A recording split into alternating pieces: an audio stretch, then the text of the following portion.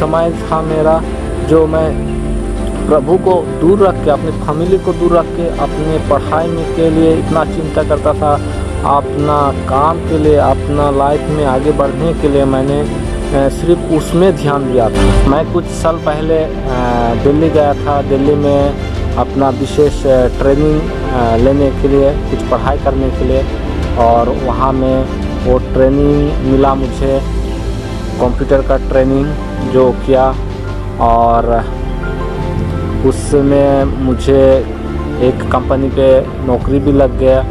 तो नौकरी करते करते मैंने वहाँ पे कुछ समय तक किया, और जैसा मेरा एक्सपीरियंस प्रोग्रेस ऐसे कुछ बढ़ने के समय में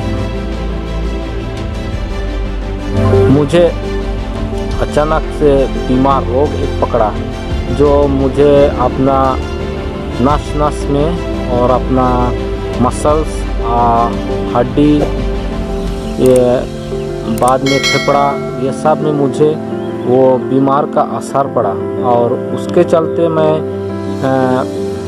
सूखने लगा, मेरा शरीर पूरा सूखने लगा धीरे धीरे।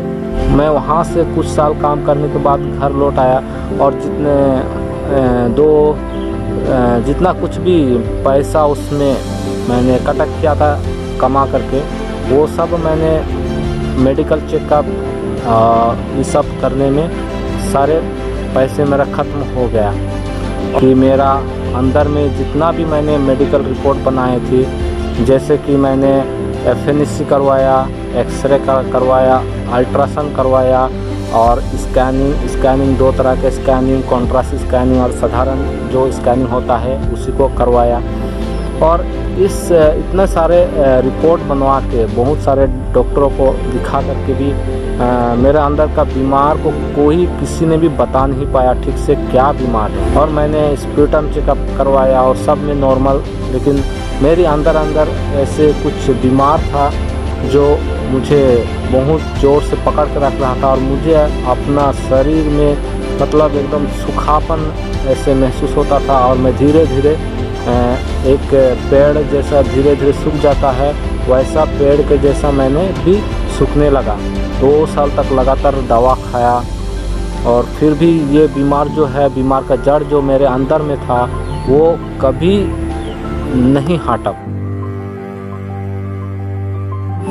बाद में मेरा क्या हुआ, ऐसे मुझे प्रभु ने एक मौका दिया मुझे एक रिट्रीट में भाग लेने के लिए, और है मरियम रिट्रीट है। मैं उसमें भी भाग लेने के लिए माँ मरियम को विशेष धन्यवाद देने के लिए आता हूँ उस रिट्रीट में। और उस रिट्रीट के दौरान मुझे मौका मिलता है फादर से भेंट करने के लिए, और फादर ने बोलता है कि बेटा अब यहाँ पे रहिए थोड़े समय के लिए, प्रभु को समय दीजिए, और देखता है प्रभु कुछ ना कुछ करेगा आपके लिए।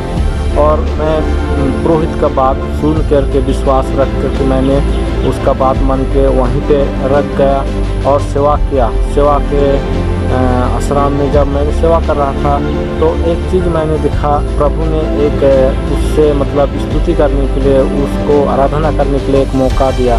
और आश्रम में डिवाइन मर्गेटा आश्रम में जो कि 9 बजे से 10 बजे तक की जो आराधना चलाया जाता था, उसमें मैंने हर रोज़ दिन कोशिश करता था, क्योंकि वहाँ ज़ोर ज़ोर से स्तुति करना और गीत गाना। तो मेरा अंदर का जो खांसी था वो मुझे गला भी थोड़ा तकलीफ़ दे रहा था, मुझे रोक रहा था कि ये सब मतलब खांसी जग जाता था, तो मैं काफ़ी तकलीफ़ मिलता था।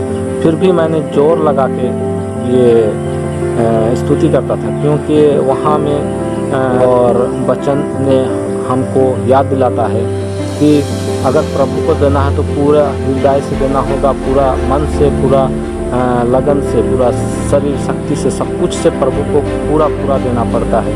तो मैंने ये सोच करके प्रभु को मैंने पूरा स्तुति किया, जोर जोर से चिल्ला के बोला कि प्रभु को जो मेरा गला है वो जो भी हो जाए, ये फट जाए तो फट जाए, लेकिन मैं प्रभु के जगह में हूँ। मुझे इतना कुछ विश्वास मिला, तो मैंने ये कुछ बातें प्रभु से कही और मैंने स्तुति करना शुरू किया। मैंने देखा 2-3 हफ्ते के बाद में कि मुझे कुछ ठीक लग रहा है, ठीक हो रहा है, ऐसे महसूस हो रहा था मुझे। 1 महीना हो गया, 2 महीना हो गया, 3 महीना में मुझे ये चंगाई मिला।